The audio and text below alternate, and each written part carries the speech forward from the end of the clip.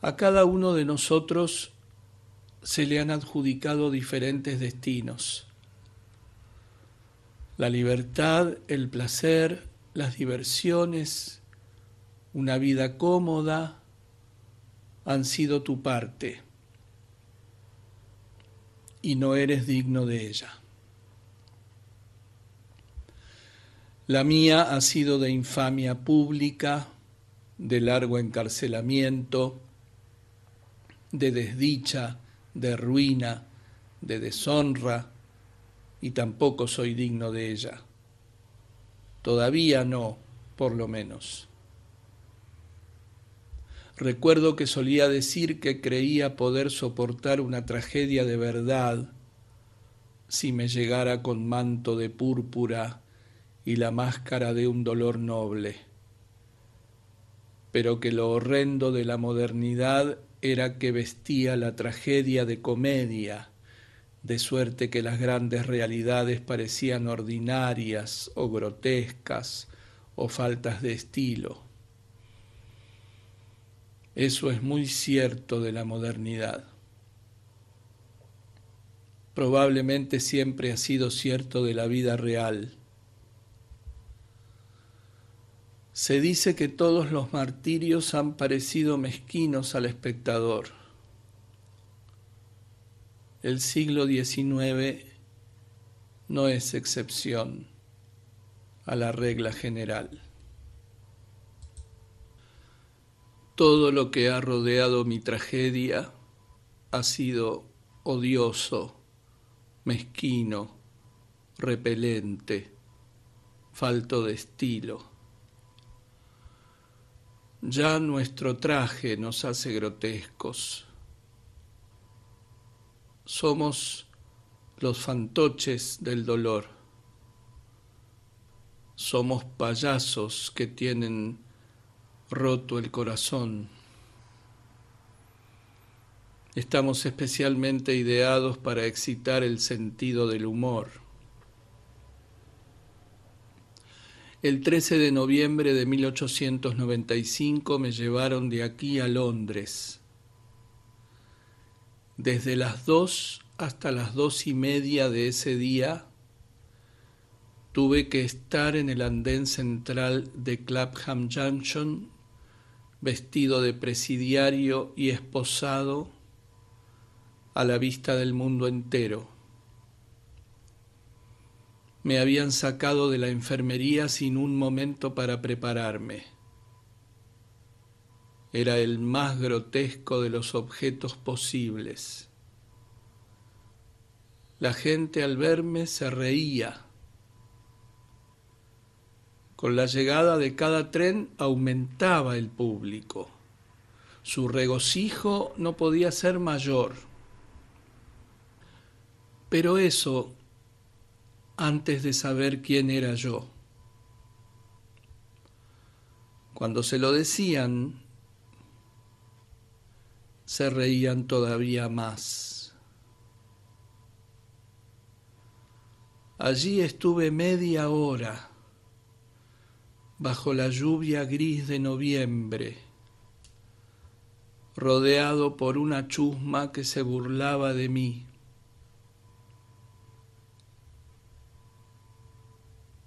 Durante un año, después de que me hicieran eso, estuve llorando todos los días a la misma hora y por el mismo espacio de tiempo. Esto no es tan trágico como posiblemente te parezca. Para el que está en la cárcel, las lágrimas son parte de la experiencia de cada día. Un día en la cárcel en el que no se llore es un día en que el corazón está duro, no un día en que el corazón está alegre.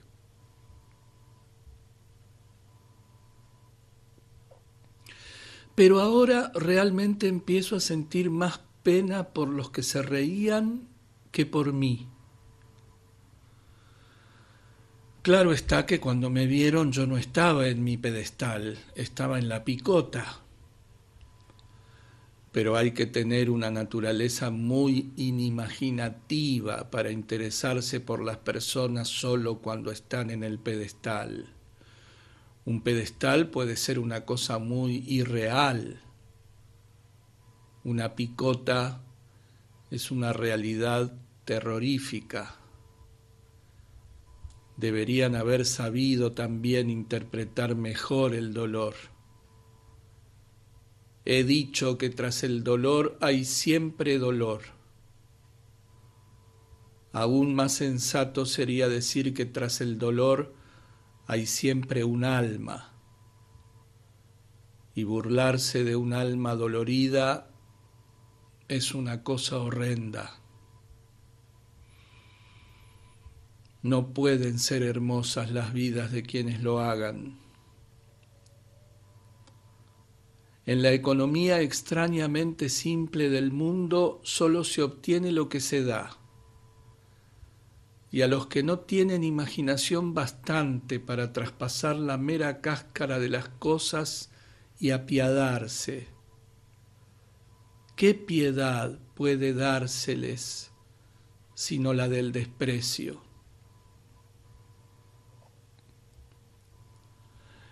Te he hecho esta relación de cómo me trasladaron aquí únicamente para que te des cuenta de lo duro que me ha resultado sacar otra cosa de mi castigo que amargura y desesperación. Pero tengo que hacerlo, y de vez en cuando tengo momentos de sumisión y aceptación. Toda la primavera puede ocultarse en un solo capullo, y el bajo nido terrero de la alondra puede encerrar la dicha que ha de anunciar los pies de muchas auroras rosadas y rojas. Y así también puede ser que la belleza de vida que aún quede para mí se contenga en un momento de rendirse, rebajarse y humillarse. Puedo, de cualquier manera, limitarme a seguir las líneas de mi desarrollo y, aceptando todo lo que me ha pasado, hacerme digno de él. Solía decirse de mí que era demasiado individualista. Voy a ser mucho más individualista que nunca. Voy a sacar mucho más de dentro de mí que nunca y pedirle al mundo mucho menos que nunca. La verdad es que mi ruina no brotó de una vida demasiado individualista, sino demasiado poco. La única acción afrentosa, imperdonable y para siempre despreciable de mi vida fue dejarme arrastrar a apelar a la sociedad en busca de ayuda y protección contra tu padre.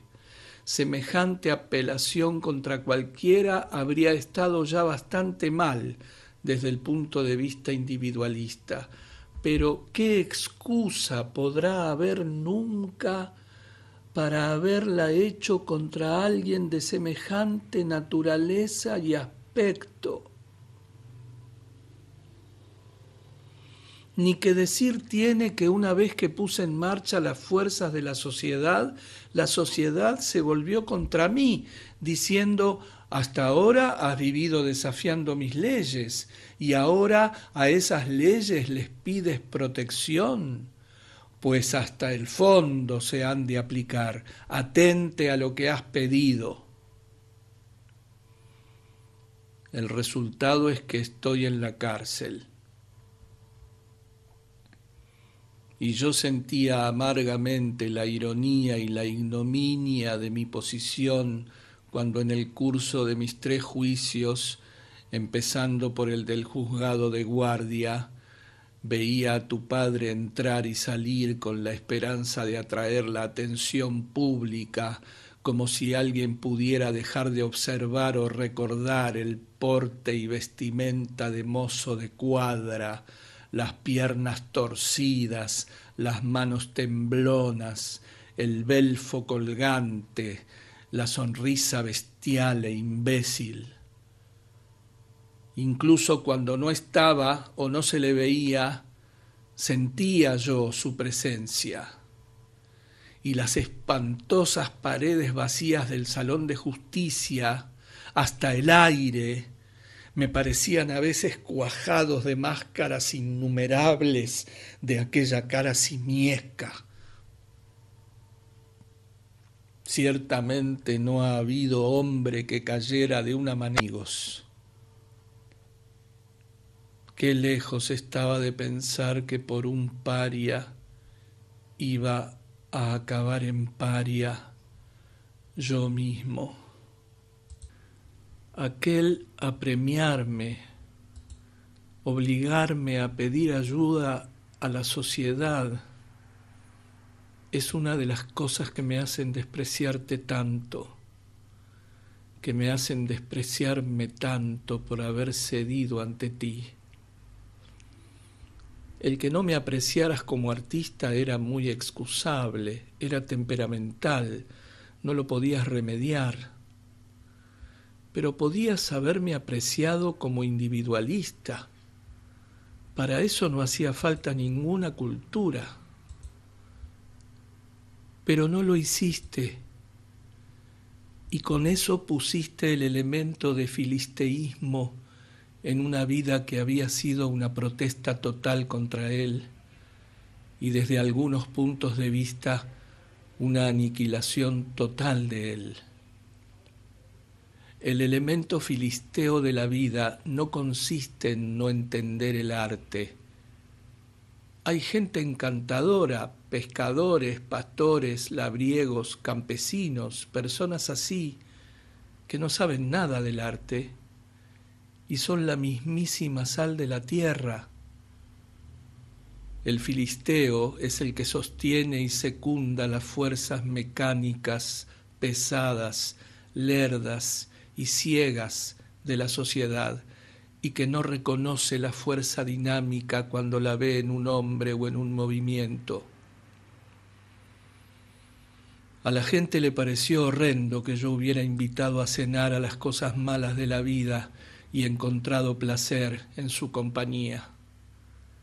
Pero eran, desde el punto de vista con que yo, como artista de la vida, las miraba, enormemente sugestivas y estimulantes. Era como comer con panteras. En el peligro estaba la mitad de la emoción. Yo sentía lo que debe sentir el encantador de serpientes cuando incita a la cobra a salir de la tela pintada o el cesto de mimbre que la envuelve y le hace abrir la capucha a una orden suya y mecerse en el aire como se mece reposadamente una planta en el agua. Para mí eran serpientes doradas y brillantes.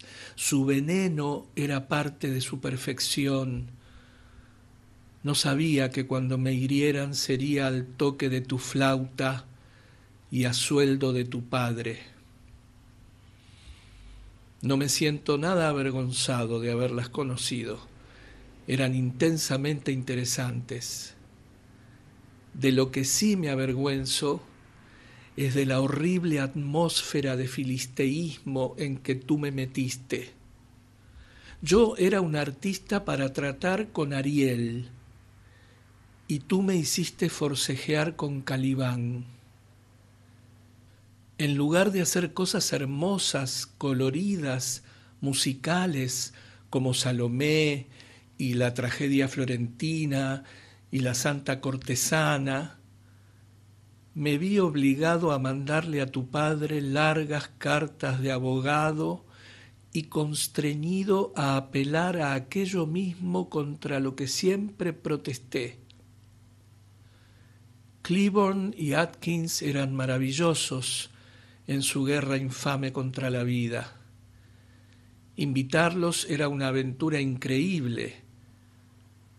Dumas père, Cellini, Goya, Edgar Allan Poe o Baudelaire habrían hecho lo mismo.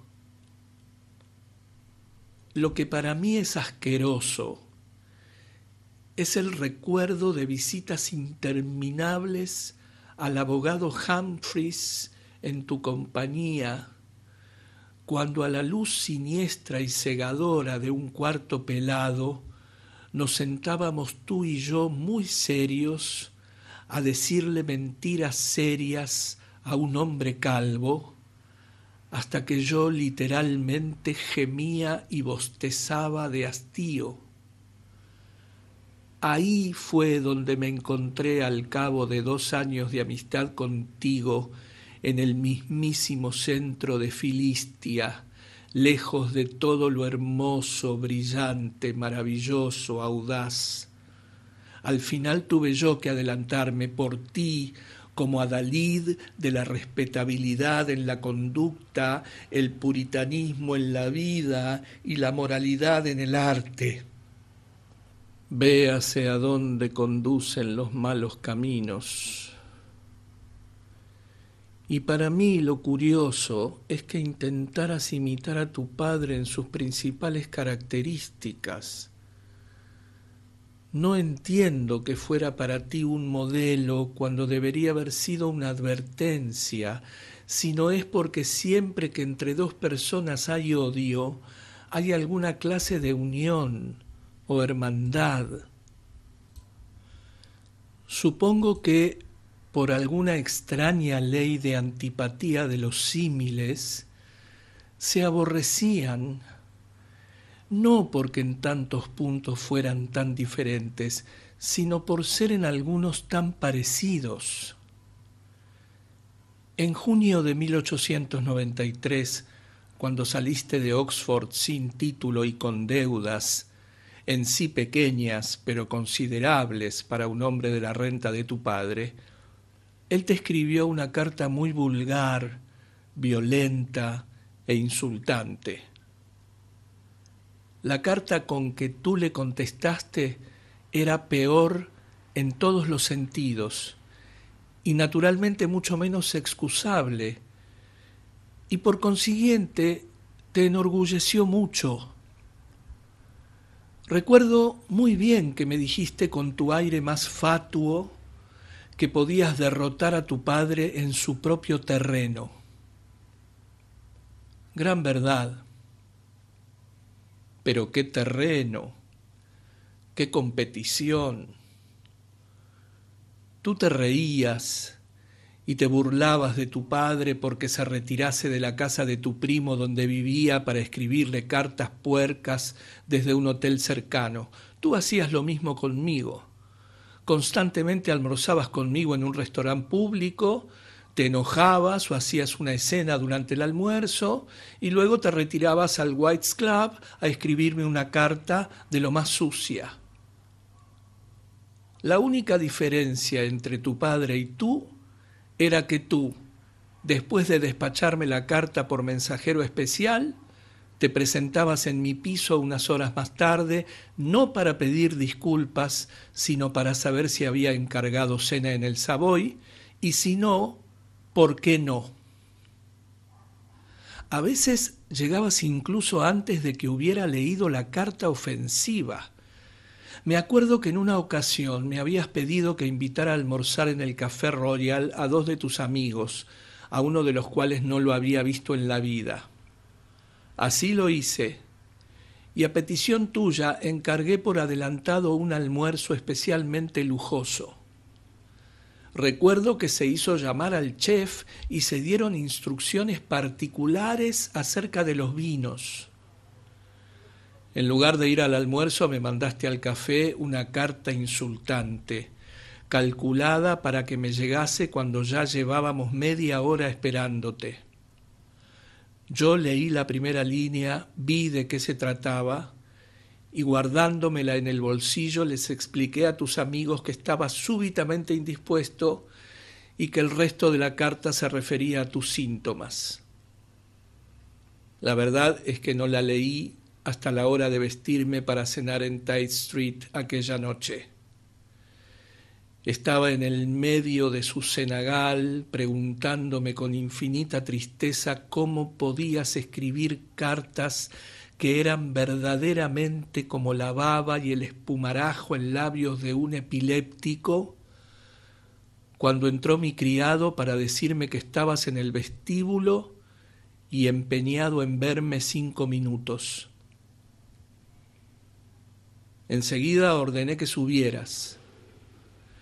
Llegaste, reconozco que muy asustado y pálido, pidiéndome consejo y auxilio, porque te habían dicho que un enviado del abogado Lumley había estado preguntando por ti en Cadogan Place y temías estar amenazado por el lío de Oxford o algún peligro nuevo. Yo te tranquilicé. Te dije, como así resultó ser, que probablemente no sería más que la factura de alguna tienda, y te dejé quedarte a cenar y pasar la velada conmigo. Tú no dijiste una sola palabra sobre tu odiosa carta, ni yo tampoco. La traté simplemente como un síntoma desdichado de un temperamento desdichado. Jamás se aludió al tema. Escribirme una carta asquerosa a las 2:30 y correr a mí en busca de ayuda y apoyo a las 7:15 de la misma tarde era en tu vida una cosa de lo más natural. Bien aventajaste a tu padre en esos hábitos, lo mismo que en otros. Cuando las cartas repugnantes que él te había escrito se leyeron en vista pública, él lógicamente sintió vergüenza y fingió que lloraba. Si sus propios abogados hubieran leído las que tú le enviaste, el horror y la repugnancia de todos los presentes habrían sido todavía mayores.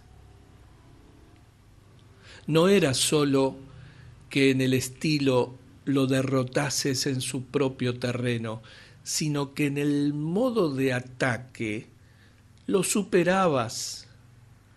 Te valías del telegrama público y de la tarjeta postal sin sobre. Yo creo que esos modos de incordio se los podías haber dejado a gente como Alfred Wood, que tiene ahí su única fuente de ingresos, ¿no te parece? Lo que para él y los de su calaña era una profesión, fue para ti un placer, y bien malo. Ni has abandonado tampoco la horrible costumbre de escribir cartas ofensivas después de todo lo que a mí me ha ocurrido con ellas y por ellas. Aún la cuentas entre tus habilidades y la ejercitas con mis amigos, con quienes me han tratado bien en la cárcel, como Robert Sherard y otros. Debería darte vergüenza. Cuando Robert Sherard supo por mí que yo no quería que publicaras ningún artículo sobre mí en el Mercure de France, con o sin cartas, deberías haberle estado agradecido por averiguar mis deseos al respecto y evitar que sin querer me hicieras todavía más daño del que ya me habías hecho. Recuerda que una carta paternalista y filistea sobre juego limpio con un hombre caído está muy bien para un periódico inglés. Está en las viejas tradiciones del periodismo inglés en lo que respecta a su actitud hacia los artistas, pero en Francia ese tono nos habría hecho objeto a mí de ridículo y a ti de desprecio. Yo no habría podido autorizar ningún artículo sin conocer su objetivo, tono, planteamiento y demás. En el arte las buenas intenciones no tienen el menor valor. Todo el arte malo ha nacido de buenas intenciones. Ni es Robert Sherard, el único de mis amigos al que has dirigido cartas amargas y virulentas porque quisieron consultar mis deseos y pareceres en asuntos que me concernían, la publicación de artículos sobre mí, la dedicatoria de tus versos, la entrega de mis cartas y regalos, etc. También a otros los has molestado o intentado molestar. ¿Se te ocurre alguna vez pensar en qué espantosa posición habría estado si durante estos 2 años, durante mi espantosa condena, hubiera dependido de ti como amigo? ¿Alguna vez lo piensas? ¿Alguna vez sientes gratitud hacia quienes con bondad sin tasa, devoción sin límite, alegría y gozo de dar, han aligerado mi negra carga, me han visitado una y otra vez, me han escrito cartas bellas y solidarias, han gestionado mis asuntos por mí, han organizado para mí mi vida futura, han estado junto a mí frente a la maledicencia, el sarcasmo, la burla descarada y hasta el insulto? Doy gracias a Dios todos los días por haberme dado otros amigos que tú. Todo se lo debo a ellos. Hasta los libros que hay en mi celda están pagados por Robbie con el dinero de sus gastos. De la misma fuente saldrá mi ropa cuando me liberen. No me da vergüenza aceptar lo que se me da con amor y afecto. Me enorgullece. Pero ¿piensas tú alguna vez en lo que han sido para mí amigos como More Adey, Robbie, Robert Sherard, Frank Harris y Arthur Clifton en consuelo, ayuda, cariño, solidaridad y todas esas cosas? Me figuro que ni se te habrá pasado por la cabeza.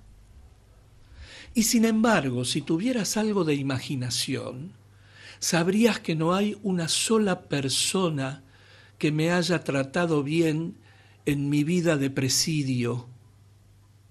Hasta el vigilante que me da unos buenos días o unas buenas noches que no entran en sus obligaciones, hasta los policías vulgares que a su manera tosca y familiar pretendían confortarme en mis idas y venidas al tribunal de quiebras en condiciones de terrible angustia mental, hasta el pobre ladrón que al reconocerme según hacíamos la ronda en el patio de Wandsworth me susurró con esa ronca voz carcelaria que da el silencio largo y obligado: lo siento por usted, para la gente como usted es más duro que para la gente como nosotros. No hay una sola, digo, que no debiera enorgullecerte, que te dejara postrarte de rodillas y limpiarle el barro de los zapatos. Tendrás la suficiente imaginación para ver qué espantosa tragedia fue para mí cruzarme con tu familia. Qué tragedia habría sido para cualquiera que tuviera gran posición, gran nombre, algo importante que perder. Apenas hay una persona adulta en tu familia, con la excepción de Percy, que realmente es un buen hombre, que no haya contribuido de algún modo a mi ruina. Te he hablado de tu madre con cierta amargura y te aconsejo encarecidamente que le enseñes esta carta, por ti sobre todo. Si le resultara doloroso leer semejante acusación contra uno de sus hijos, que recuerde que mi madre, que intelectualmente está a la altura de Elizabeth Barrett Browning e históricamente a la de Madame Roland, murió deshecha de pena porque el hijo de cuyo genio y arte había estado tan orgullosa y en quien siempre había visto el digno continuador de un apellido distinguido, había sido condenado a 2 años de trabajos forzados. Me preguntarás de qué manera contribuyó tu madre a mi destrucción. te lo voy a decir. Así como tú te esforzaste en trasladarme todas tus responsabilidades inmorales, así tu madre se esforzó en trasladarme todas sus responsabilidades morales con respecto a ti. En vez de hablar de tu vida directamente contigo, como corresponde a una madre, siempre me escribió en privado con súplicas fervientes y temblorosas que no te dijera que me escribía. Ya ves en qué posición me vi colocado entre tu madre y tú, tan falsa, tan absurda y tan trágica como la que ocupé entre tú y tu padre. En agosto de 1892 y el 8 de noviembre de ese mismo año, tuve 2 largas entrevistas con tu madre acerca de ti. En ambas ocasiones le pregunté por qué no te hablaba a ti directamente. En ambas ocasiones me respondió lo mismo: me da miedo, se pone furioso si se le dice algo. La primera vez te conocía tan por encima que no entendí lo que quería decir. La segunda vez te conocía tan bien que lo entendí perfectamente. Durante el intervalo habías tenido un ataque de ictericia y el médico te había mandado una semana a Bournemouth y me habías inducido a acompañarte porque no te gustaba estar solo. Pero el primer deber de una madre es no tener miedo de hablar seriamente a su hijo. Si tu madre te hubiera hablado seriamente de los problemas en que te veía en julio de 1892 y te hubiera hecho sincerarte con ella, habría sido mucho mejor y al final habrían quedado los dos mucho más contentos. Todas las comunicaciones furtivas y secretas conmigo estuvieron mal. ¿De qué servía que tu madre me mandase innumerables notitas con la palabra privado en el sobre, rogándome que no te invitara tantas veces a comer y que no te diera dinero, y acabando siempre con la ansiosa postdata: que por nada del mundo sepa Alfred que le he escrito? ¿Qué se podía conseguir con semejante correspondencia? ¿Esperaste tú alguna vez a que se te invitase a comer? Jamás. Hacías todas tus comidas conmigo como si tal cosa. Si yo protestaba, tú siempre tenías una observación: si no como contigo, ¿dónde voy a comer? No pretenderás que me vaya a comer a casa. Frente a eso no cabía respuesta. Y si yo me negaba en redondo a que comieras conmigo, siempre me amenazabas con hacer alguna tontería y siempre la hacías. ¿Qué posible resultado podía seguirse de cartas como las que me enviaba tu madre, sino el que efectivamente se siguió: una necia y fatal traslación de la responsabilidad moral a mis hombros? De los diversos pormenores en que la debilidad y falta de coraje de tu madre fueron tan ruinosas para ella, para ti y para mí, no quiero seguir hablando.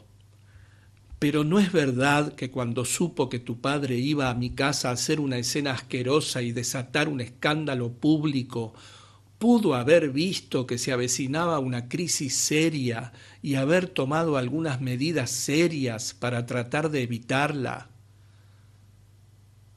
Pero lo único que se le ocurrió fue mandar al astuto George Wyndham, con su lengua sutil, a proponerme que te alejara poco a poco, como si yo hubiera podido alejarte poco a poco. Había intentado poner fin a nuestra amistad de todas las formas posibles, llegando incluso a dejar Inglaterra y dar una dirección falsa en el extranjero con la esperanza de romper de un solo tajo un vínculo que me era ya irritante, odioso y ruinoso. ¿Tú crees que yo podía alejarte poco a poco? ¿Crees que eso habría satisfecho a tu padre? Sabes que no. porque lo que tu padre quería no era la cesación de nuestra amistad, sino un escándalo público. Eso era lo que buscaba. Hacía años que no salía su nombre en los periódicos. Vio la oportunidad de aparecer ante el público británico en un papel totalmente nuevo, el de padre cariñoso. Su sentido del humor se picó.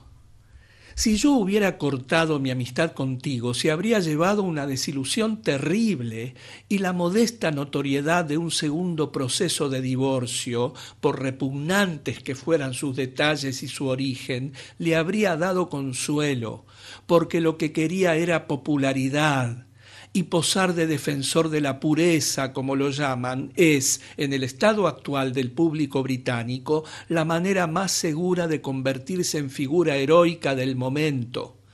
De este público he dicho yo en uno de mis dramas que es Calibán durante una mitad del año y Tartufo durante la otra, y tu padre, en quien puede decirse que ambos personajes se encarnaron, estaba de ese modo llamado a ser el representante idóneo del puritanismo en su forma agresiva y más característica. Ningún alejarte poco a poco habría servido de nada, suponiendo que hubiera sido factible. ¿No te parece ahora que lo único que debió hacer tu madre fue pedirme que fuera a verla y en presencia de ti y de tu hermano decirme rotundamente que la amistad debía cesar desde ese punto y hora? Habría encontrado en mí el más caluroso apoyo, y estando Drumlanrig y yo en la habitación no habría tenido por qué temer hablarte. No lo hizo. Le daban miedo sus responsabilidades y quiso trasladarlas a mí. Sí me escribió una carta breve, pidiéndome que no enviara la carta de abogado a tu padre, advirtiéndole que debía desistir. Tenía toda la razón. Era ridículo que yo consultara abogados y buscara su protección. Pero anulaba cualquier efecto que su carta pudiera haber producido con su postdata habitual. Que por nada del mundo sepa Alfred que le he escrito. Te hechizaba la idea de que yo también, como tú, le enviara cartas de abogado a tu padre. Fue sugerencia tuya. Yo no podía decirte que tu madre era muy contraria a esa idea, porque tu madre me había ligado con las promesas más solemnes de no hablarte nunca de las cartas que me escribía, y yo tontamente cumplí lo que le había prometido. ¿No ves que hizo mal en no hablarte a ti directamente, que todas las entrevistas conmigo en la escalera y la correspondencia por la puerta de atrás estuvieron mal? Nadie puede trasladar a otra persona sus responsabilidades, siempre acaban volviendo a su legítimo dueño.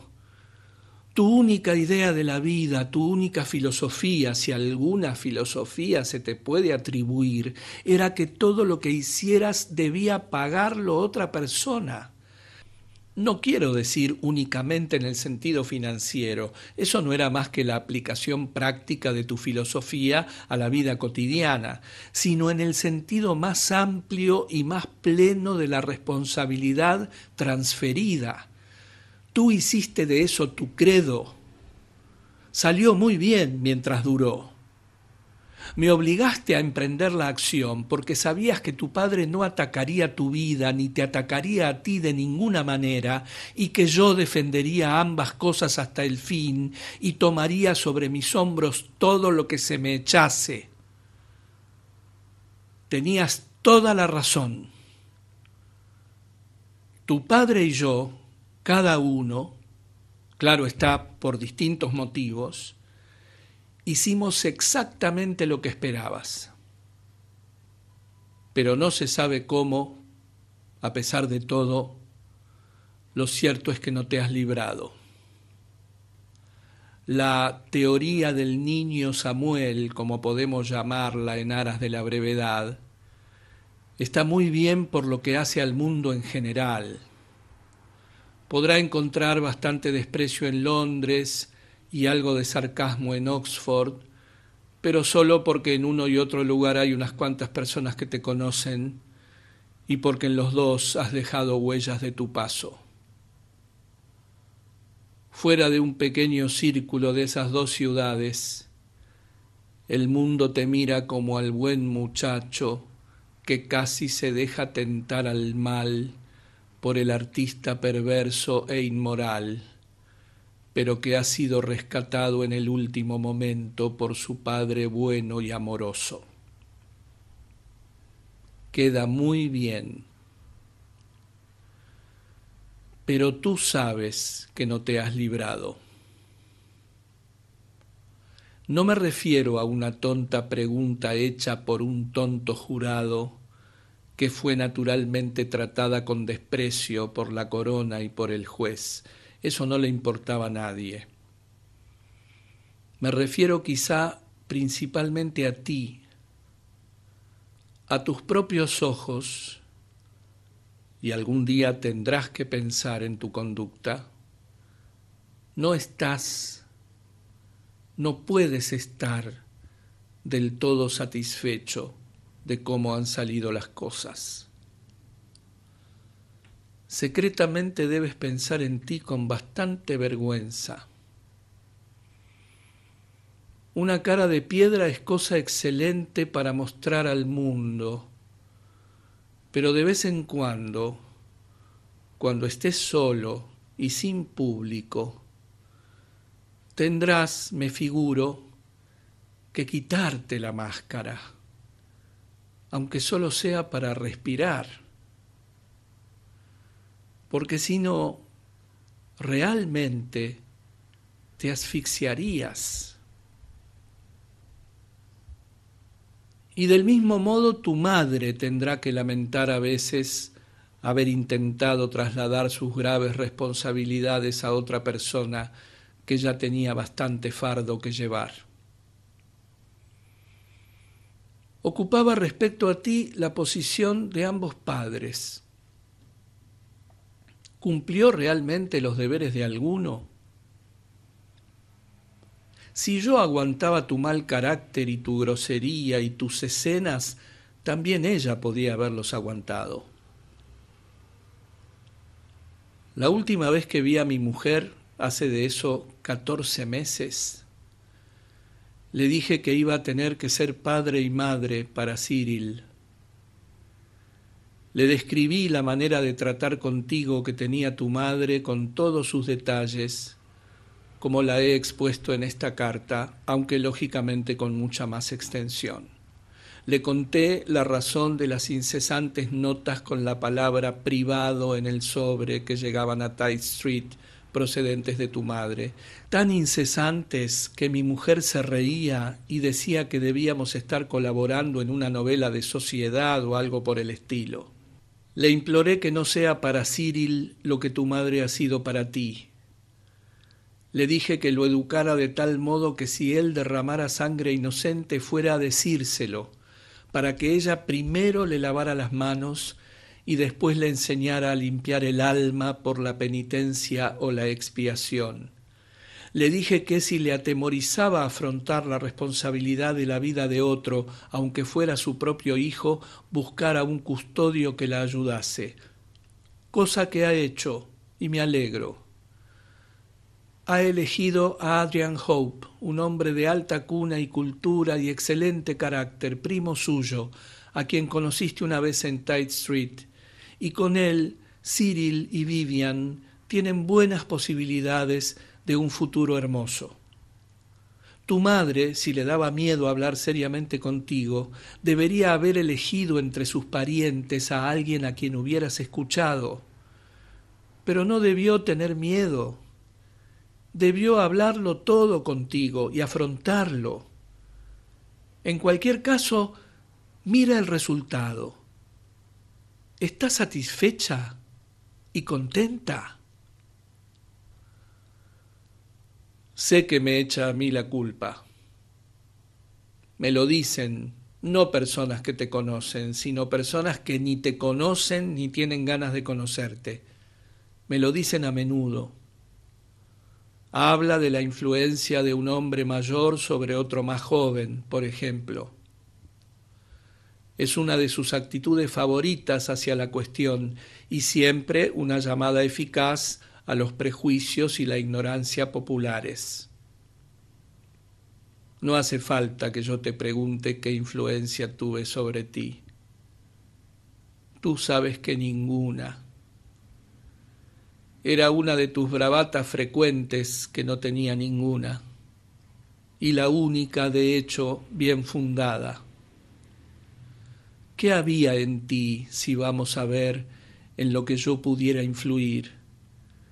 Tu cerebro estaba subdesarrollado, tu imaginación estaba muerta, tu corazón aún no había nacido. De todas las personas que han cruzado mi vida, fuiste la sola y única en la que no pude de ninguna manera influir en ninguna dirección.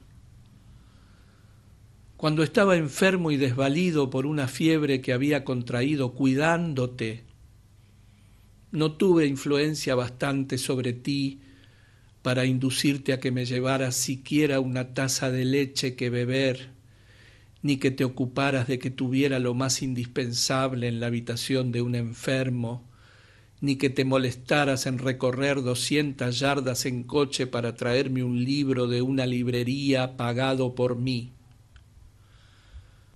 Cuando estaba materialmente ocupado en escribir y dando a la pluma comedias que habían de superar a Congreve en brillantez y a Dumas hijo en filosofía, y supongo que a todos los demás en todas las demás cualidades, no tuve influencia bastante sobre ti para que me dejaras tranquilo como hay que dejar a un artista.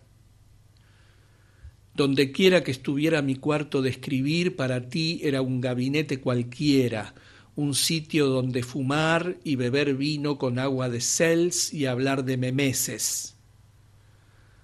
La influencia de un hombre mayor sobre un hombre más joven es una excelente teoría hasta que llega a mis oídos. Entonces pasa a ser grotesca. Cuando llegue a los tuyos, supongo que sonreirás para tus adentros. Ciertamente estás en tu derecho de hacerlo. También oigo muchas cosas de lo que tu madre dice del dinero. Declara, y con total justicia, que fue incansable en sus súplicas de que no te diera dinero. Lo reconozco. Sus cartas fueron innumerables y la posdata, por favor que no sepa Alfred que le he escrito, aparece en todas. Pero para mí no era ningún placer tener que pagarte absolutamente todo, desde el afeitado por la mañana hasta el taxi por la noche. Era un horror. Me quejaba ante ti una y otra vez. Solía decirte, lo recuerdas, ¿verdad?, que detestaba que me considerases una persona útil, que ningún artista desea que lo consideren ni lo traten así, porque los artistas, como el arte mismo, son por su naturaleza esencialmente inútiles. Tú te irritabas mucho cuando te lo decía. La verdad siempre te irritaba. La verdad, en efecto, es una cosa muy dolorosa de escuchar y muy dolorosa de pronunciar. Pero no por eso cambiabas de ideas ni de modo de vida. Todos los días tenía yo que pagar todas y cada una de las cosas que hacías en el día.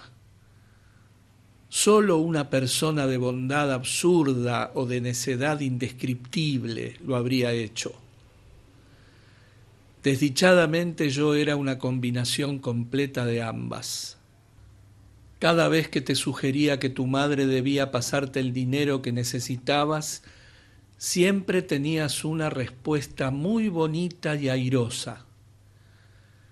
Decías que la renta que le dejaba tu padre, unas 1.500 libras al año, creo, era totalmente insuficiente para los gastos de una señora de su posición y que no podías ir a pedirle más dinero del que ya te daba. Tenías toda la razón en lo de que su renta fuera absolutamente inadecuada para una señora de su posición y de sus gustos, pero eso no era excusa para que tú vivieras con lujo a mi costa. Al contrario, debía haberte servido de indicación para vivir con economía. El hecho es que eras, y supongo que lo seguirás siendo, el sentimentalista típico. Porque sentimentalista es sencillamente el que quiere darse el lujo de una emoción sin pagarla.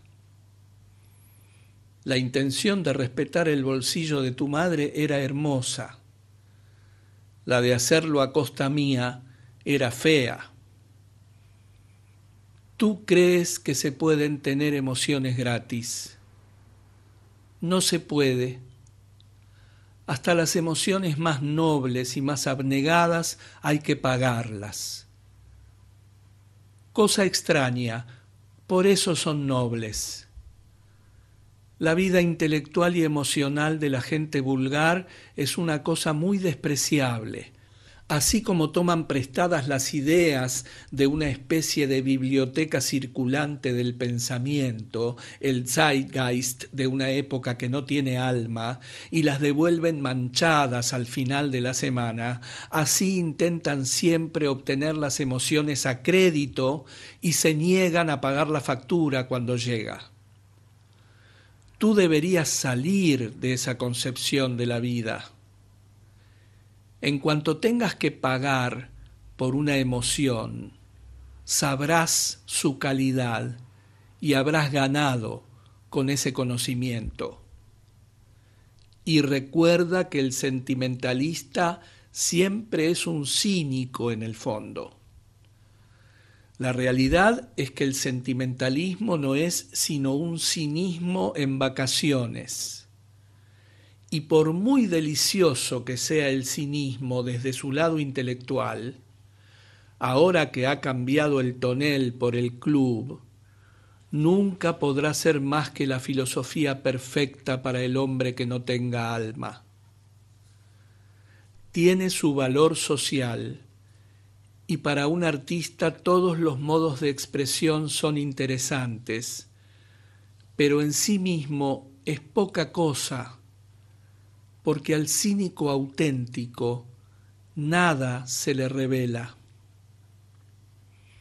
Creo que si ahora vuelves la vista a tu actitud hacia la renta de tu madre y tu actitud hacia mi renta, no te sentirás orgulloso. Y acaso puedas algún día, si no le enseñas esta carta, explicarle a tu madre que en lo de vivir a costa mía no se consultaron mis deseos en ningún momento. No fue más que una forma peculiar y para mí personalmente desagradabilísima que adoptó tu devoción a mí. Hacerte dependiente de mí, lo mismo para las sumas más pequeñas que para las más grandes, te prestaba a tus ojos todo el encanto de la niñez.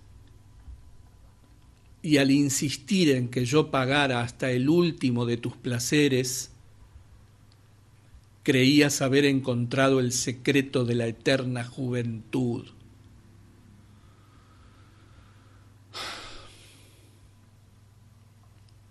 Confieso que me duele oír lo que tu madre va diciendo de mí,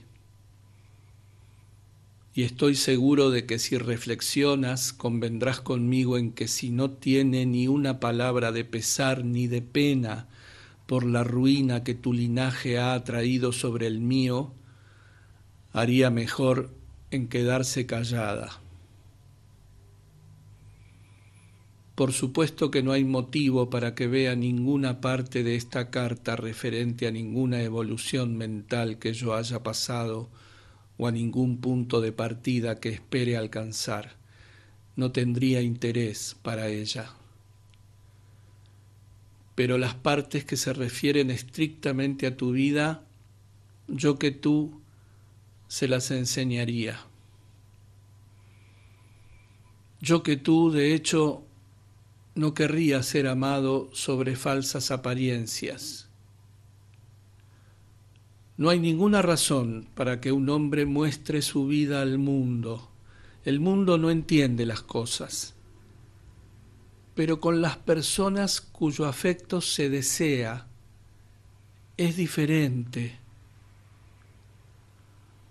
Un gran amigo mío, que hace ya 10 años que lo es, vino a verme hace algún tiempo y me dijo que no creía una sola palabra de lo que se decía contra mí y quería que yo supiese que él me consideraba totalmente inocente y víctima de una trama inmunda urdida por tu padre.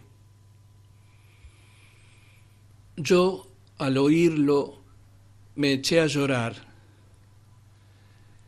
y le dije que, aunque hubiera muchas cosas entre las acusaciones concretas de tu padre que eran totalmente falsas y se me habían cargado por una malignidad repugnante, de todos modos mi vida había estado llena de placeres perversos y pasiones extrañas, y que a menos que aceptara este hecho como tal hecho y lo comprendiera hasta el fondo, yo no podría de ningún modo seguir siendo amigo suyo, ni estar siquiera en su compañía.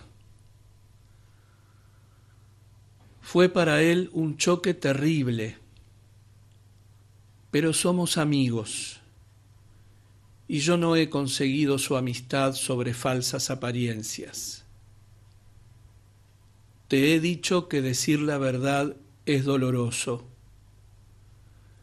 Verse obligado a contar mentiras es mucho peor. Recuerdo que estaba sentado en el banquillo durante mi último juicio, escuchando la denuncia atroz que hacía de mí Lockwood, como una cosa sacada de Tácito, como un pasaje de Dante, como una de las invectivas de Savonarola contra los papas de Roma, y asqueado y horrorizado ante lo que oía. Y de pronto se me ocurrió pensar qué espléndido sería que fuera yo el que estuviera diciendo todo eso sobre mí.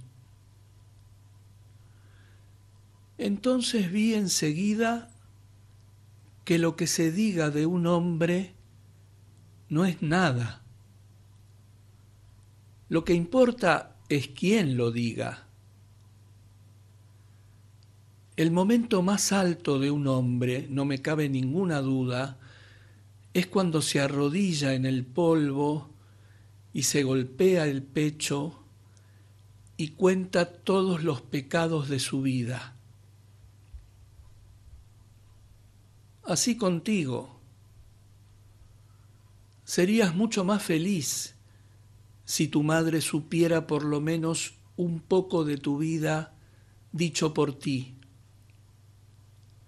Yo le conté bastante en diciembre de 1893, pero claro está que con las obligadas reticencias y generalidades. Al parecer no le dio más coraje en sus relaciones contigo, al revés. Puso más empeño que nunca en no mirar a la verdad. Si tú mismo se lo dijeras, sería distinto. Puede ser que muchas de mis palabras te resulten demasiado amargas, pero los hechos no los puedes negar. Las cosas fueron como he dicho que fueron, y si has leído esta carta con la atención con que debes leerla, te habrás encontrado cara a cara contigo mismo.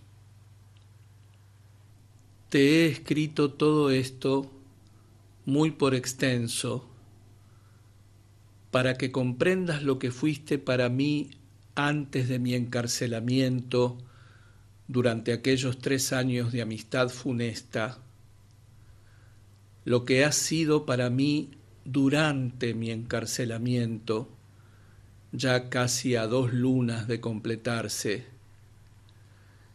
y lo que yo espero ser para mí y para los demás cuando mi encarcelamiento haya acabado.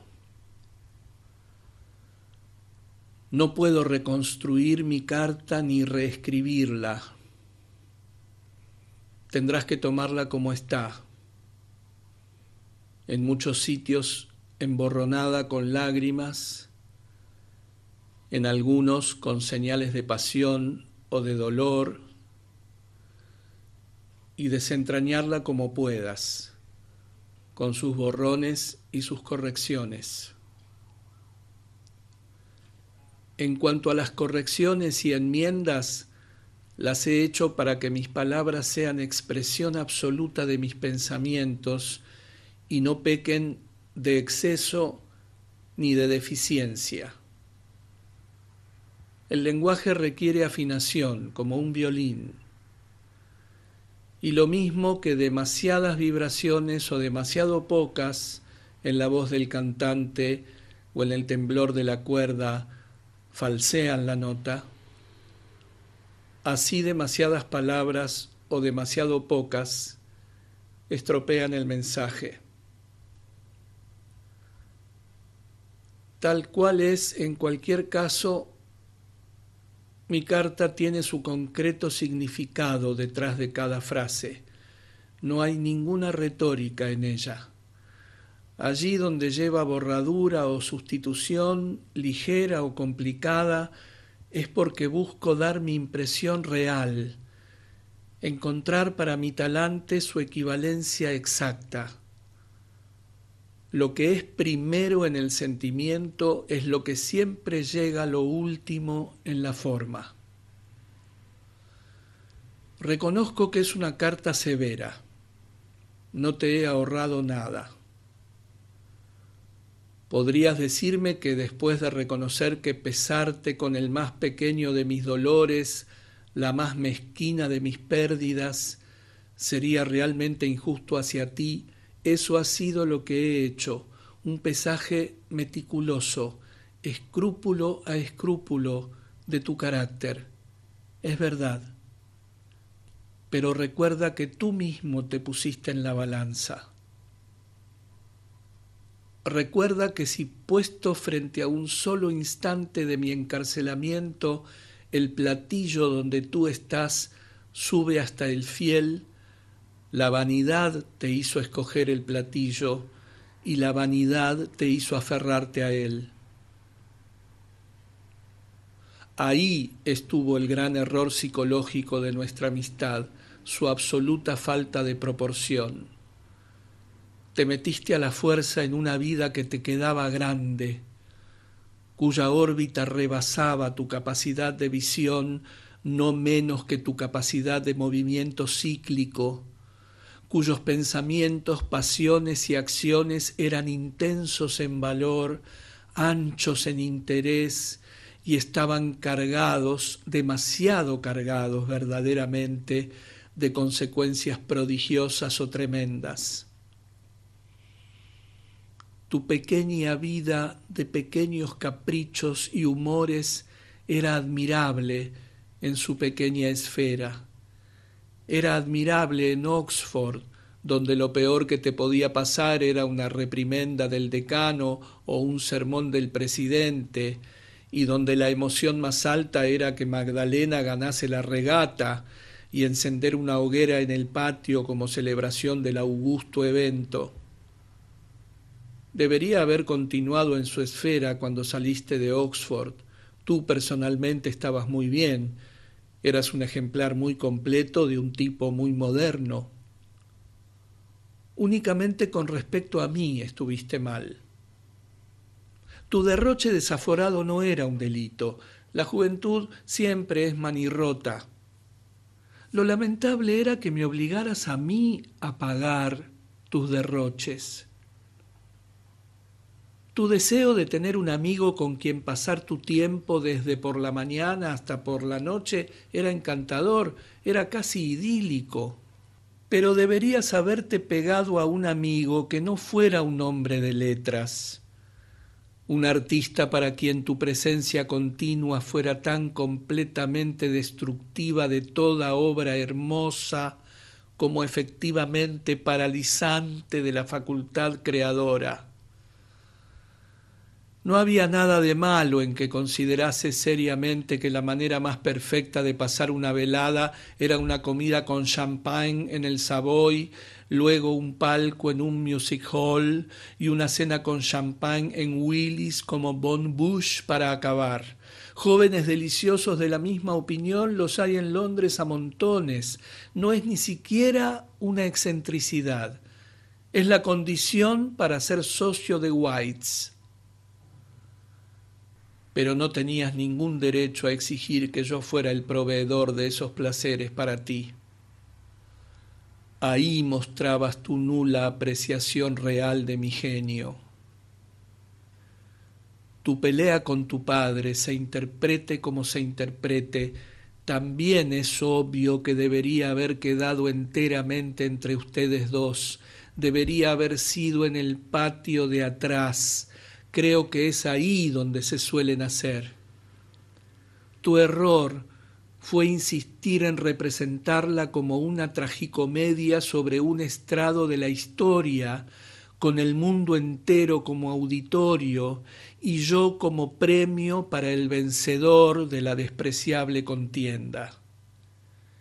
El que tu padre te aborreciera y tú aborrecieras a tu padre no le interesaba nada al público inglés. Esos sentimientos son muy corrientes en la vida doméstica inglesa y no deberían salir del lugar que caracterizan, el hogar. Lejos del círculo hogareño no pintan nada. Traducirlos es una tropelía. La vida familiar no es una bandera roja para flamearla por las calles, ni un clarín para hacerlo sonar por los tejados. Tú sacaste la domesticidad de su esfera, como a ti mismo te habías sacado de tu esfera. Y los que salen de su esfera cambian solo de entorno, no de naturaleza. No adquieren los pensamientos ni las pasiones propias de la esfera a la que pasan. No está en su mano hacerlo. Las fuerzas emocionales, como digo en alguna parte de Intenciones, son tan limitadas en extensión y duración como las fuerzas de la energía física. La copita que está hecha para contener una cantidad, contiene esa cantidad y no más, aunque todas las tinas purpúreas de Borgoña estén de vino hasta el borde y la uva recogida en los viñedos pedregosos de España les llegue a los pisadores hasta la rodilla. No hay error más común que el de pensar que quienes son causa u ocasión de grandes tragedias comparten un sentir adecuado a lo trágico. No hay error más fatal que esperarlo de ellos.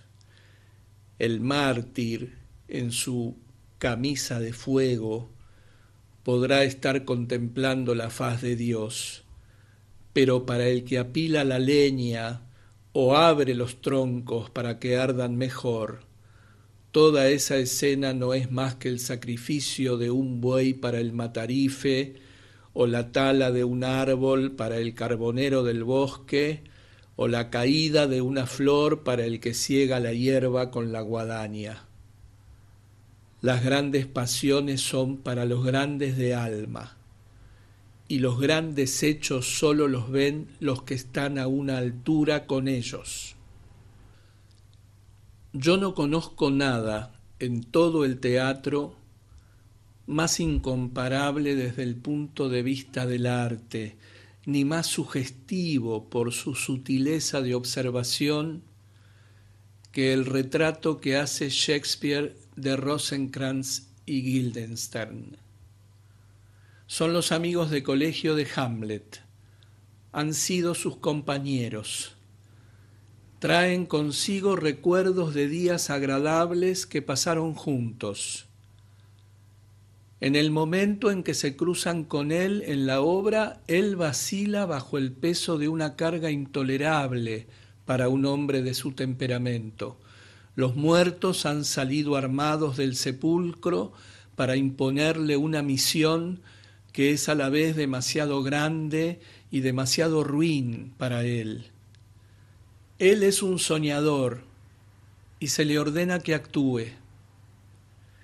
Tiene naturaleza de poeta y se le pide que se las vea con las complejidades comunes de causa y efecto, con la vida en su materialización práctica de la que no sabe nada, no con la vida en su esencia ideal de la que tanto sabe. No tiene idea de qué hacer y su desvarío es fingir desvarío.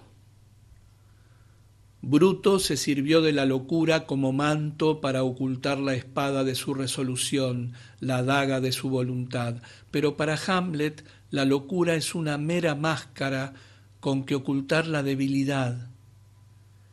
En hacer gestos y chistes ve una ocasión de demorarse. Juega con la acción como juega un artista con una teoría. Se hace espía de sus propias acciones y escuchando sus propias palabras sabe que no son sino palabras, palabras, palabras.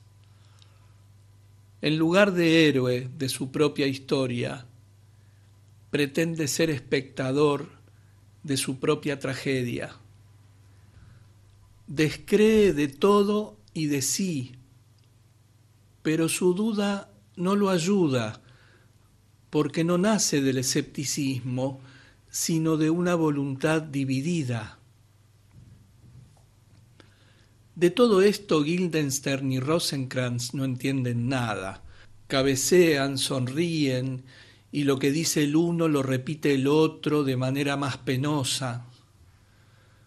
Cuando por fin, a través del drama dentro del drama y el juego de los títeres, Hamlet atrapa la conciencia del rey y desaloja de su trono al miserable aterrado, Guildenstern y Rosencrantz no ven en esa conducta más que una lamentable infracción del protocolo cortesano. Es lo más lejos que pueden llegar en la contemplación del espectáculo de la vida con emociones apropiadas. Están junto al secreto de Hamlet y no saben nada de él. Ni serviría de nada contárselo. Son las copitas que pueden contener tanto y no más. Ya al final se insinúa que atrapados en una astuta trampa tendida para otros, encuentran o pueden encontrar una muerte violenta y repentina. Pero un final trágico de esa clase, aunque tocado por el humor de Hamlet con algo de la sorpresa y la justicia de la comedia, realmente no es para gente como ellos. Ellos no mueren nunca. Horacio, que para justificar a Hamlet y su causa ante los insatisfechos, se aparta por un tiempo de la dicha y en este duro mundo sigue alentando con dolor, muere, aunque sin público, y no deja hermanos. Pero Guildenstern y Rosencrantz son tan inmortales como Angelo y Tartufo, y su lugar está con ellos. Son lo que la vida moderna ha aportado al ideal antiguo de la amistad. El que escriba un nuevo de amicitia tendrá que encontrarles un nicho y elogiarlos en prosa tusculana. Son tipos fijados para siempre. Censurarlos demostraría falta de apreciación. Únicamente están fuera de su esfera, eso es todo. La sublimidad de alma no se contagia. Los altos pensamientos, las altas emociones, están aislados por su propia existencia. Lo que ni siquiera Ofelia podía entender, no iban a comprenderlo Guildenstern y el gentil Rosenkrantz y el gentil Guildenstern. Por supuesto que no pretendo compararte. Hay una amplia diferencia entre ustedes. Lo que en ellos era azar, en ti fue elección. Deliberadamente y sin que yo te invitara, te metiste en mi esfera. Usurpaste allí un sitio para el que no tenías ni derecho ni cualidades. Y cuando mediante una persistencia singular, haciendo de tu presencia parte de todos y cada uno de los días, conseguiste absorber mi vida entera, no supiste hacer nada mejor con esa vida que romperla en pedazos. Por extraño que pueda parecerte, era lo natural. Si se le da a un niño un juguete demasiado prodigioso para su pequeña mente o demasiado bello para sus ojos semiabiertos, lo rompe si es obstinado. Si es distraído, lo deja caer y se va con sus compañeros. Así pasó contigo. Una vez que te apropiaste de mi vida, no supiste qué hacer con ella. No podías saberlo. Era una cosa demasiado maravillosa para estar en tus manos. Deberías haberla dejado caer y haber vuelto al juego de tus compañeros. Pero por desdicha eras obstinado y la rompiste.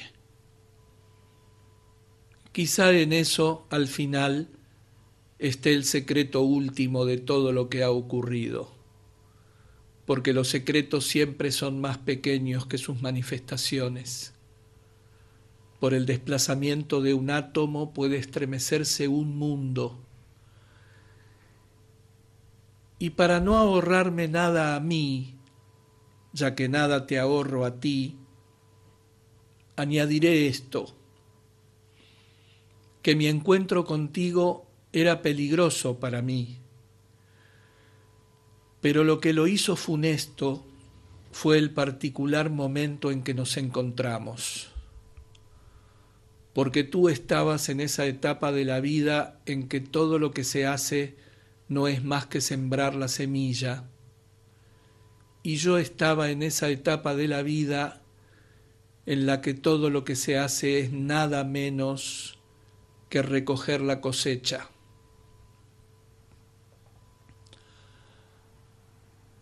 Hay algunas cosas más de las que tengo que escribirte. La primera es mi quiebra. Supe hace algunos días, reconozco que con gran decepción, que ya es demasiado tarde para que tu familia reembolse a tu padre, que eso sería ilegal, y que yo habré de permanecer en mi dolorosa situación presente durante un tiempo aún considerable. Para mí es amargo porque me aseguran de fuentes jurídicas que no puedo ni publicar un libro sin permiso del receptor, a quien hay que presentar todas las cuentas. No puedo firmar un contrato con el empresario de un teatro, ni poner en escena una obra, sin que los ingresos pasen a tu padre y a mis otros 3 o 4 acreedores. Creo que incluso tú reconocerás ahora que el plan de hacerle una buena a tu padre, permitiéndole hacerme a mí insolvente, no ha sido realmente el éxito brillante y redondo que tú te prometías. al menos no lo ha sido para mí, y habría que haber consultado con mis sentimientos de dolor y humillación ante mi indigencia, más que con tu cáustico e inesperado sentido del humor. La realidad de los hechos es que al permitir mi quiebra, como al empujarme al primer proceso, le hacías el juego a tu padre y hacías exactamente lo que él quería. Solo, desasistido, él habría sido impotente desde el primer momento. En ti, aunque tú no pretendieras llenar tan horrible puesto, ha encontrado siempre su mejor aliado. Me dice More Adey en su carta que el verano pasado expresaste realmente en más de una ocasión tu deseo de devolverme un poco de lo que gasté en ti. Como yo le dije en mi contestación, por desdicha yo gasté en ti mi arte, mi vida, mi nombre, mi lugar en la historia. Y si tu familia tuviera todas las cosas maravillosas del mundo a su disposición, o lo que el mundo juzga maravilloso, genio, belleza, riqueza, posición, etc., y todas las pusiera a mis pies, con eso no se me devolvería ni una décima parte de las cosas más pequeñas que se me han arrebatado, ni una sola de las lágrimas más pequeñas que he vertido. Pero claro está que todo lo que se hace hay que pagarlo. Eso es así hasta para el insolvente. Tú pareces tener la impresión de que la quiebra es para un hombre una manera cómoda de esquivar el pago de sus deudas, de hacérsela a los acreedores, en realidad. Pues es justamente lo contrario. Es el sistema por el que los acreedores de un hombre se la hacen a él, si hemos de seguir con tu frase favorita, y por el que la ley, mediante la confiscación de todas sus propiedades, lo obliga a pagar todas y cada una de sus deudas, y si así no lo hace, lo deja tan indigente como el más vulgar pordiosero que se acoja a un soportal o se arrastre por un camino con la mano tendida por esa limosna que al menos en Inglaterra le da miedo pedir. La ley me ha quitado no ya todo lo que tenía, mis libros, muebles, cuadros, mis derechos de autor sobre mis obras publicadas, mis derechos de autor sobre mis obras de teatro, realmente todo, desde el Príncipe Feliz y el abanico de Lady Windermere hasta las alfombras de mi escalera y el limpiabarros de mi puerta, sino también todo lo que pueda tener en el futuro. Mi renta sobre los bienes dotales, por ejemplo, se vendió. Afortunadamente pude comprarla a través de mis amigos. De no haber sido así, en caso de fallecimiento de mi mujer, mis 2 hijos serían, mientras yo viviera, tan indigentes como yo. Mi parte en las tierras de Irlanda, que mi propio padre me legó, será, me figuro, lo siguiente. Me da una gran amargura que se venda, pero habré de pasar por ello. Están por medio los 700 peniques de tu padre, o eran libras, y hay que reembolsarlos.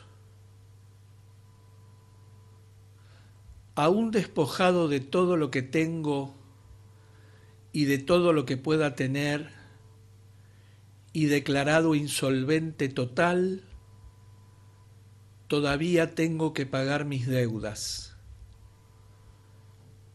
Las comidas en el Savoy, la sopa de tortuga, los orondos hortolanos envueltos en arrugadas hojas de parra siciliana, el recio champagne de color ambarino, casi de aroma ambarino.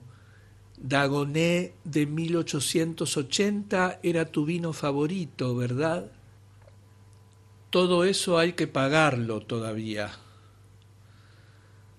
Las cenas en Willis, la cuvée especial de Perrier-Jouët que siempre nos reservaban, los patés maravillosos traídos directamente de Estrasburgo, el prodigioso fin champagne servido siempre en el fondo de grandes copas acampanadas para que su bouquet fuera mejor saboreado por los auténticos epicuros de lo realmente exquisito de la vida, eso no puede quedar sin pagar, como las deudas incobrables de un cliente trapacero.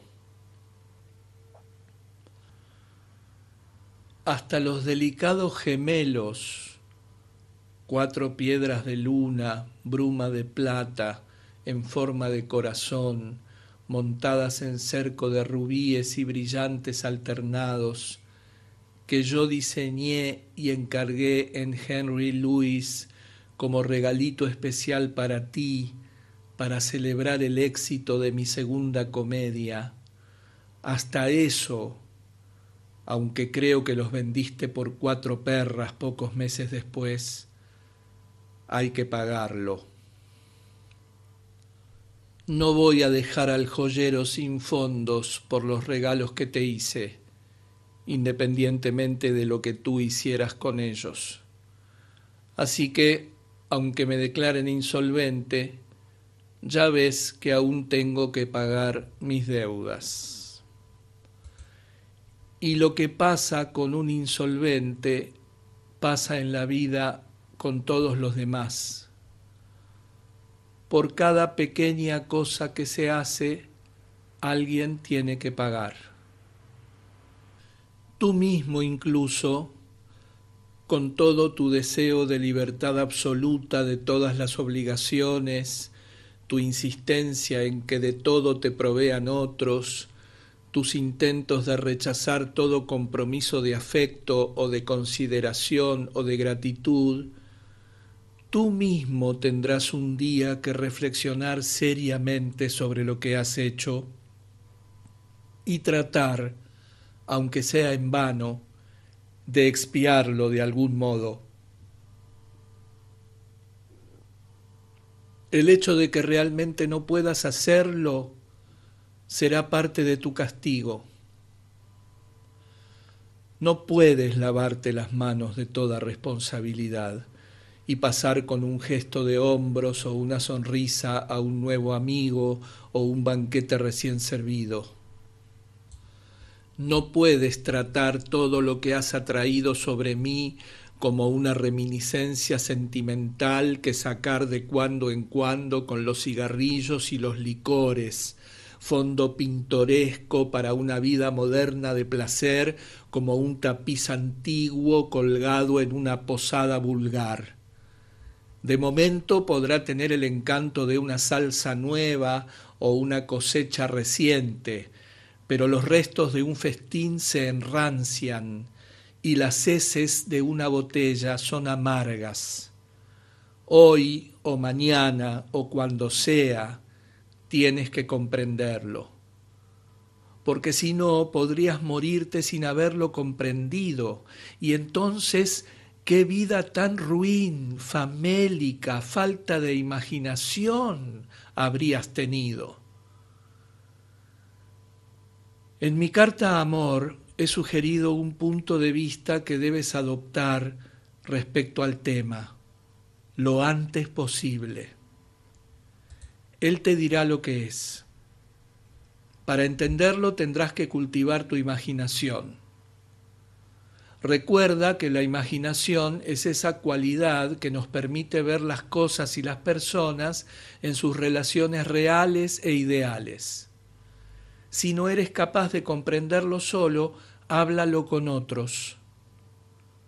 Yo he tenido que mirar mi pasado de frente. Mira tu pasado de frente. Siéntate tranquilamente a estudiarlo. El vicio supremo es la superficialidad. Todo lo que se comprende está bien.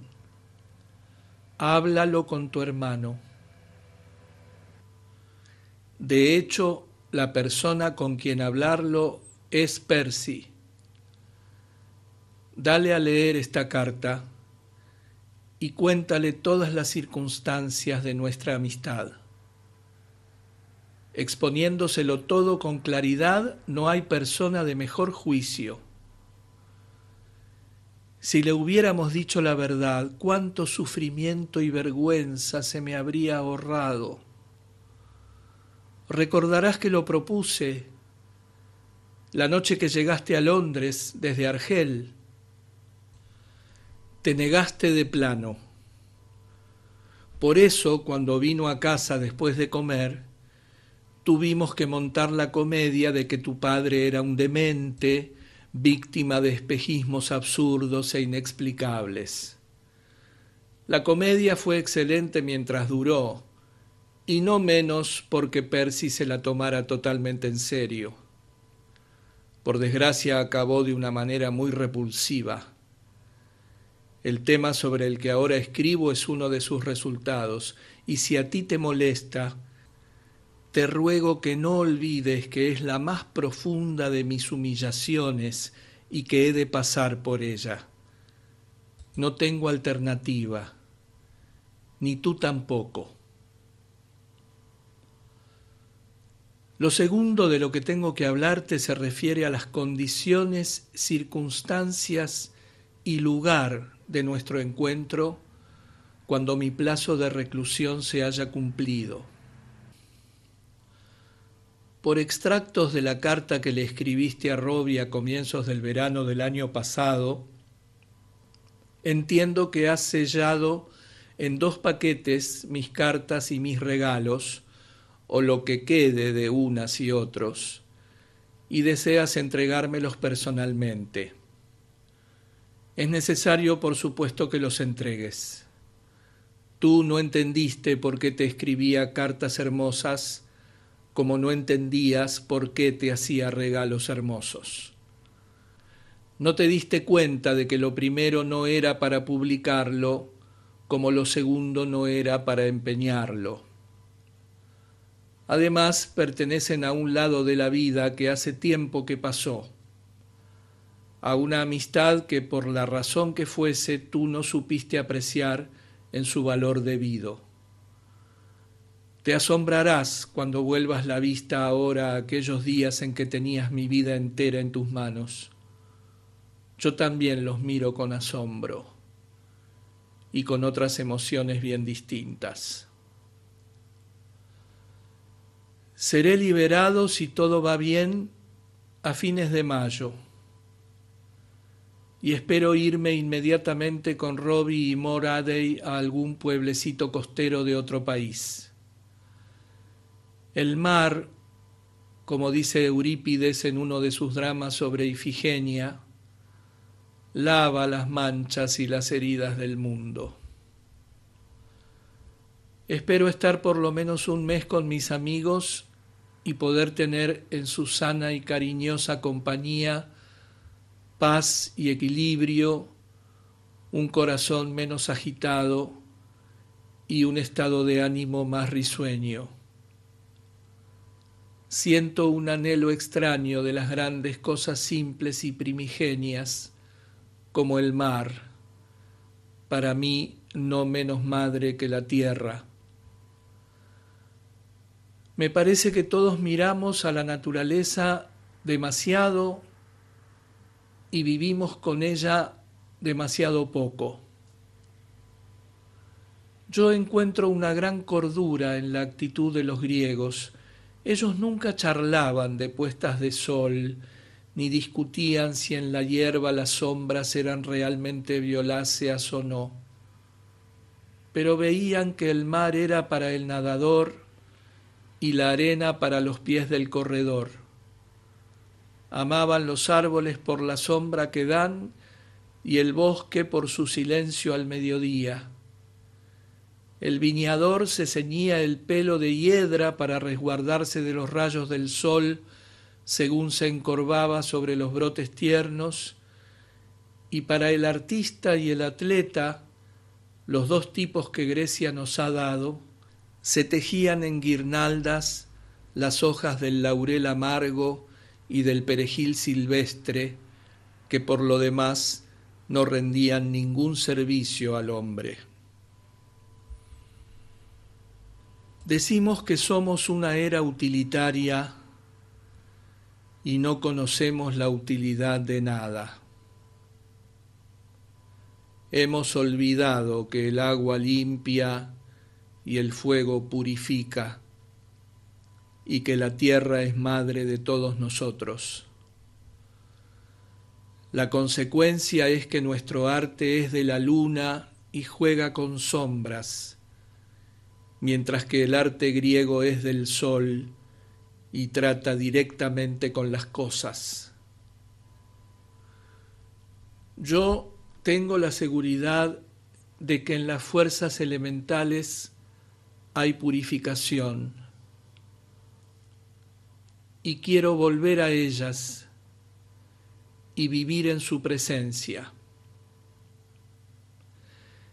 Claro está que para alguien tan moderno como yo soy, enfant de mon siècle, el mero hecho de contemplar el mundo siempre será hermoso.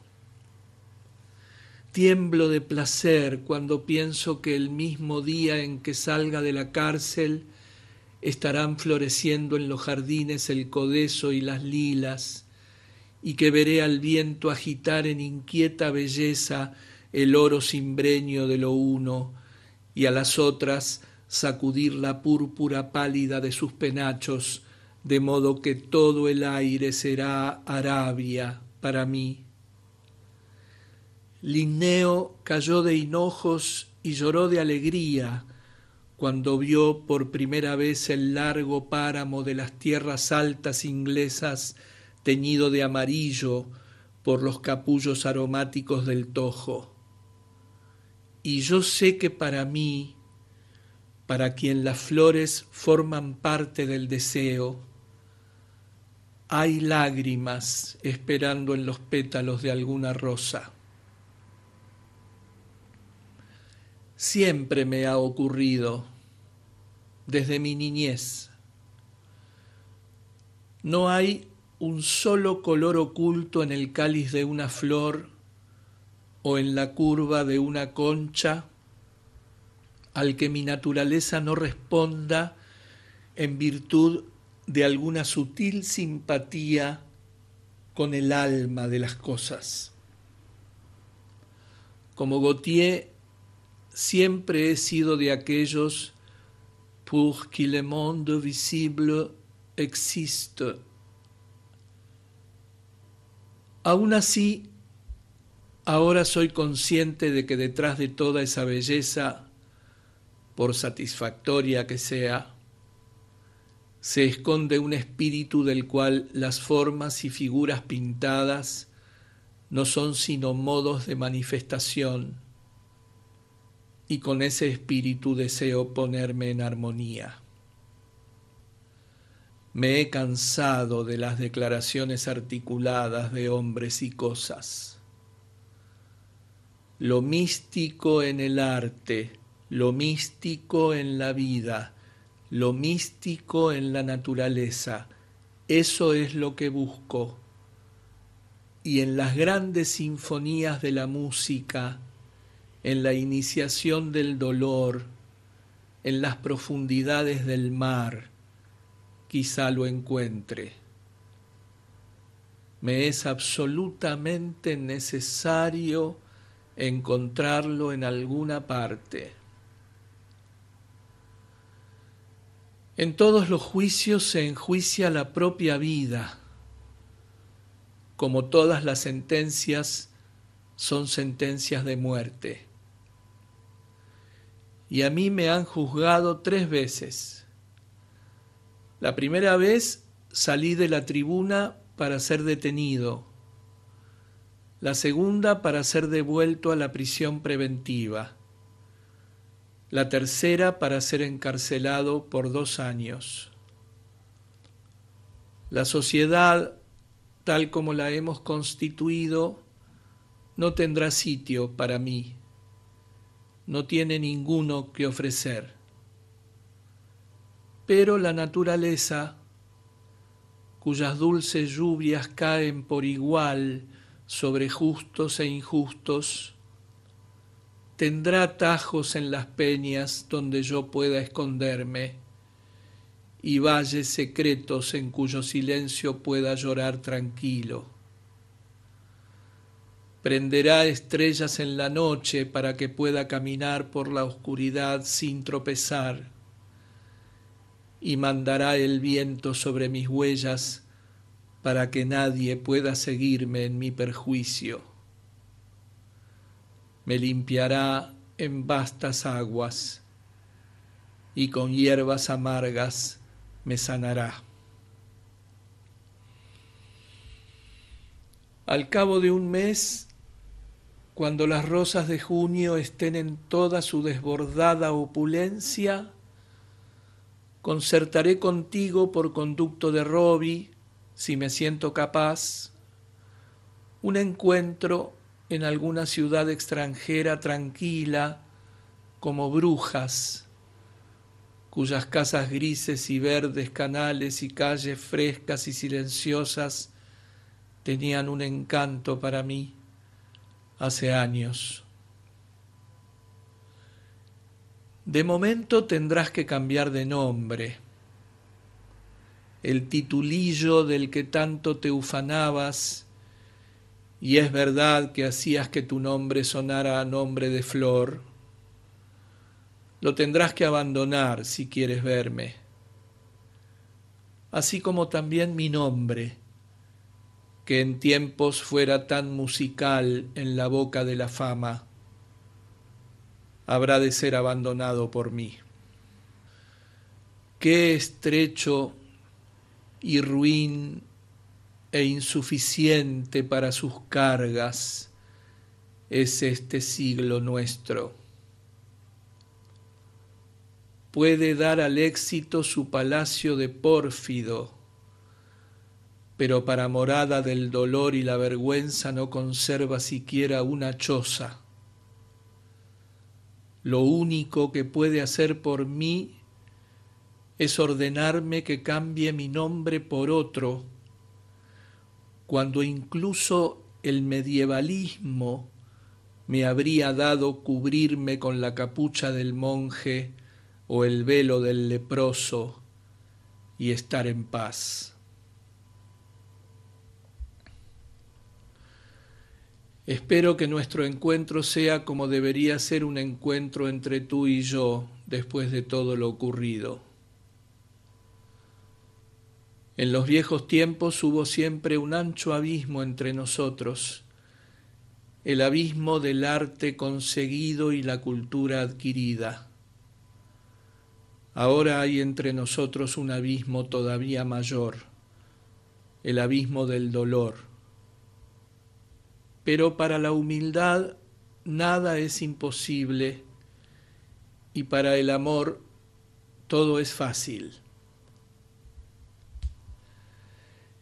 En cuanto a la carta con que respondas a esta, puede ser todo lo larga o corta que tú quieras. Dirige el sobre al director de la prisión de Reading. Dentro, en otro sobre abierto, pon tu carta para mí. Si el papel es muy fino, no escribas por los 2 lados, porque así a otros les cuesta trabajo leer. Yo te he escrito con total libertad. Tú me puedes escribir igual. Lo que he de saber de ti es por qué no has hecho ningún intento de escribirme desde el mes de agosto del año antepasado, y más particularmente después de que en mayo del año pasado, hace ahora 11 meses, supieras y reconocieras ante otros que sabías cuánto me habías hecho sufrir y cómo yo era consciente. Un mes tras otro esperé noticias tuyas. Aunque no hubiera estado esperando, aunque te hubiera cerrado la puerta, deberías haber recordado que nadie puede cerrar las puertas al amor para siempre. El juez injusto del Evangelio acaba por levantarse para dar una decisión justa, porque la justicia llama todos los días a su puerta, y de noche el amigo en cuyo corazón no hay amistad de verdad cede al cabo ante su amigo por su importunidad. No hay cárcel en el mundo que el amor no pueda asaltar. Si eso no lo has entendido, es que no has entendido nada del amor. También quiero que me cuentes todo lo relativo a tu artículo sobre mí para el Mercure de France. Algo sé de él. Dame citas literales. Está compuesto en letras de molde. Dame también las palabras exactas de la dedicatoria de tus poemas. Si están en prosa, cita la prosa. Si en verso, cita el verso. No me cabe duda de que será hermosa. Escríbeme con toda franqueza sobre ti, sobre tu vida, tus amigos, tus ocupaciones, tus libros. Háblame de tu libro y su acogida.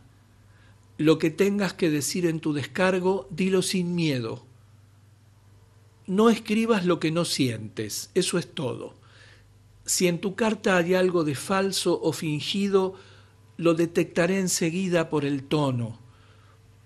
No por nada ni en vano, en mi culto de toda la vida a la literatura, me he hecho avaro de sonidos y de dabas como Midas de sus monedas. Recuerda también que aún estoy por conocerte. Quizá estemos aún por conocernos.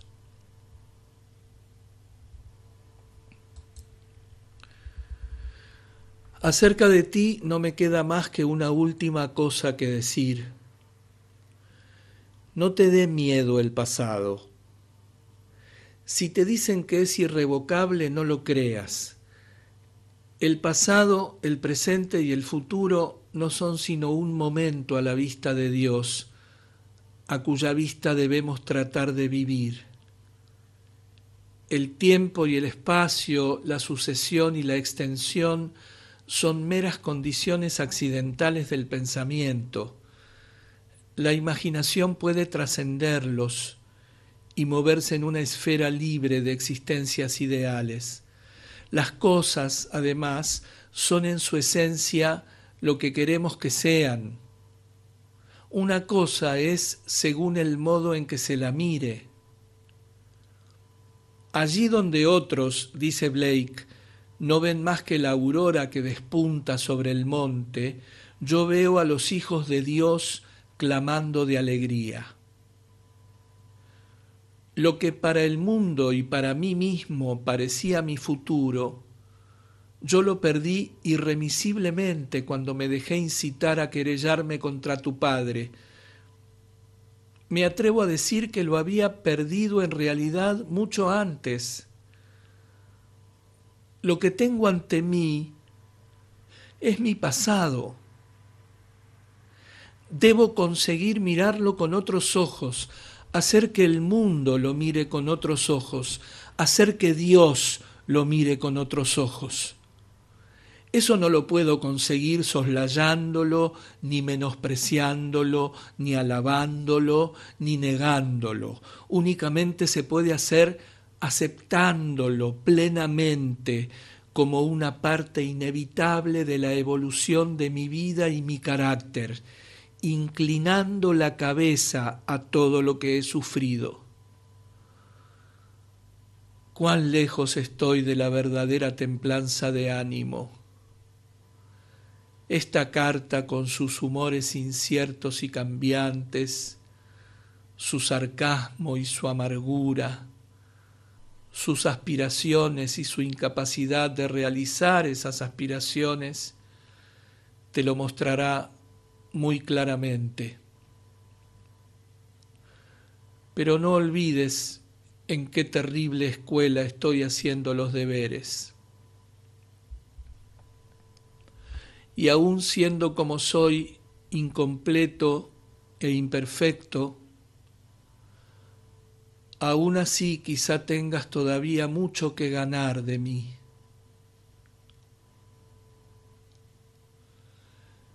Viniste a mí para aprender el placer de la vida y el placer del arte. ¿Acaso se me haya escogido para enseñarte algo que es mucho más maravilloso? El significado del dolor y su belleza. Tu amigo que te quiere, Oscar Wilde.